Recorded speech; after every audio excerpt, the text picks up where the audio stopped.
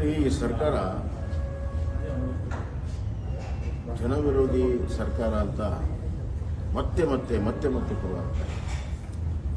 ವಿಶೇಷವಾಗಿ ರೈತರ ವಿರುದ್ಧ ಹಲವಾರು ಕ್ರಮಗಳನ್ನು ನಾವು ತೆಗೆದುಕೊಂಡಿದ್ದಾರೆ. ಕಾಲಕ್ಕೆ ಬರಗಾಲದ ಪರಿಹಾರ ಆಗಲಿ ಅಥವಾ ಪ್ರವಾಹ ಪರಿಹಾರ ಕೊಡಲಿಲ್ಲ, ಇನ್ಶೂರೆನ್ಸ್ ಬರೋ ರೀತಿಯಲ್ಲಿ ನೋಡಿಕೊಂಡಿಲ್ಲ. ನಾವು ಮಾಡಿರುವಂಥ ಪ್ರೋಗ್ರಾಮ್ಗಳಿಗೆ ತಿಲಾಂಜಲಿ ಮಾಡಿದ್ದಾರೆ. 4,000 ರೂಪಾಯಿಗೆ ಪ್ರಧಾನಮಂತ್ರಿ ಸನ್ಮಾನ ಯೋಜನೆ ಕೊಡೋದು ನಿಲ್ಲಿಸಿದ್ದಾರೆ. ನಾನು ರೈತ ಮಕ್ಕಳಿಗೆ ವಿದ್ಯಾರ್ಥಿಗಳಿಗೆ ಅದನ್ನು ನಿಲ್ಲಿಸಿದ್ದಾರೆ. ಒಂದು ರೀತಿಯಲ್ಲಿ ರೈತ ವಿರೋಧಿ ಸರ್ಕಾರ ಮತ್ತು ಜನ ವಿರೋಧಿ ಸರ್ಕಾರವೂ ಕೂಡ ಆಗಿದೆ. ಸಾಮಾಜಿಕ ನ್ಯಾಯದ ಬಗ್ಗೆ ಬಹಳ ದೊಡ್ಡ ಭಾಷಣ ಮಾಡುವಂಥ ಮುಖ್ಯಮಂತ್ರಿಗಳು ಇವತ್ತು ಅದೇ ಹಿಂದುಳಿದ ವರ್ಗದ ಒಂದು ವರ್ಗಕ್ಕೆ ಸೇರಿರುವಂಥ ಸಮುದಾಯ ಅವರಿಗೆ ಹೆಚ್ಚಿನ ಮೀಸಲಾತಿಯನ್ನು ಕೇಳುವಂಥ ಸಂದರ್ಭದಲ್ಲಿ ಸಮಾಧಾನದಿಂದ ನ್ಯಾಯಸಮ್ಮತವಾಗಿರುವಂಥ ಒಂದು ತೀರ್ಮಾನವನ್ನು ಮಾಡಬೇಕಾಗಿತ್ತು. ಸ್ವಾಮೀಜಿಯವರು ಪದೇ ಪದೇ ಹೇಳದಂತೆ ಕಳೆದ 1.5 ವರ್ಷದಲ್ಲಿ ಅವ್ರನ್ನ ನಿರ್ಲಕ್ಷ್ಯ ಮಾಡಿದ್ದಾರೆ, ತಿರಸ್ಕಾರ ಮಾಡಿದ್ದಾರೆ.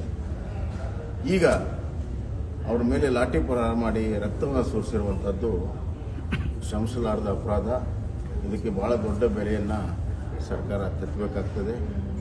ಈ ಪೊಲೀಸ್ ಆಡಳಿತ, ಈ ಒಂದು ದೌರ್ಜನ್ಯ ಬಹಳ ದಿವಸ ನಡೆಯೋದಿಲ್ಲ ಅನ್ನುವಂಥ ಎಚ್ಚರಿಕೆ ಕೊಡ್ತೇನೆ. ಮತ್ತು ಮುಖ್ಯಮಂತ್ರಿಗಳು ನಿನ್ನೆ ಅಫಿಡವಿಟ್ ಬಗ್ಗೆ ಮಾತಾಡಿದ್ದಾರೆ. ನಾವೇ ಆಜ್ಞೆಯನ್ನು ಮಾಡಿದ್ದೇವೆ.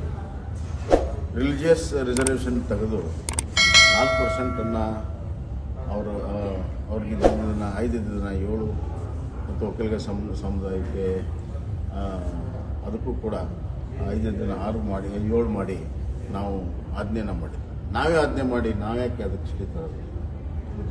ಸಿದ್ದರಾಮಯ್ಯವ್ರ ಬೆಂಬಲಿಗರೇ ಹಿನ್ನೆಲೆಯಲ್ಲಿದ್ದು ಕೋರ್ಟ್ಗೆ ಹೋಗಿದ್ರು.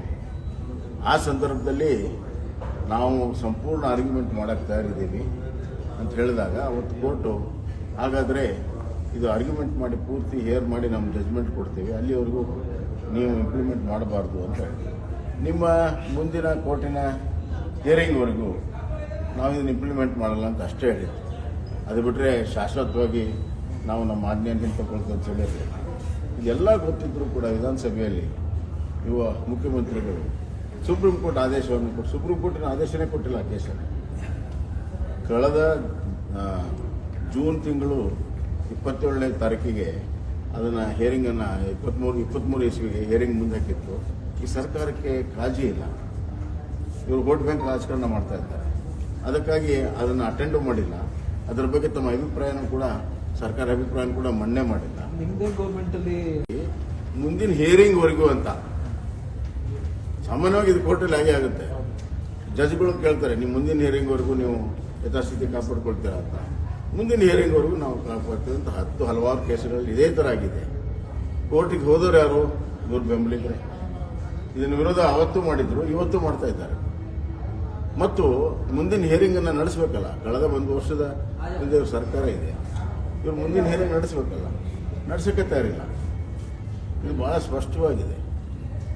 ಇದು ಓಲೈಕೆಯ ರಾಜಕಾರಣದ ಒಂದು ಭಾಗ ಮತ್ತು ನ್ಯಾಯಸಮ್ಮತ ಬೇಡಿಕೆ ಇರುವಂಥ ಕರ್ನಾಟಕದ ಒಂದು ಸಮುದಾಯಕ್ಕೆ ಅನ್ಯಾಯವನ್ನು ಪಂಚಮಸಾಲಿ ಸಮುದಾಯಕ್ಕೆ ಅನ್ಯಾಯವನ್ನು ಮಾಡ್ತಿರುವಂಥ ಬಹಳ ಸ್ಪಷ್ಟವಾಗಿದೆ. ಇದನ್ನು ಈಗಾಗಲೇ ವಿರೋಧ ಪಕ್ಷದವರು ಅದನ್ನು ವಿಧಾನಸಭೆಯಲ್ಲಿ ಹೇಳಿದ್ದಾರೆ.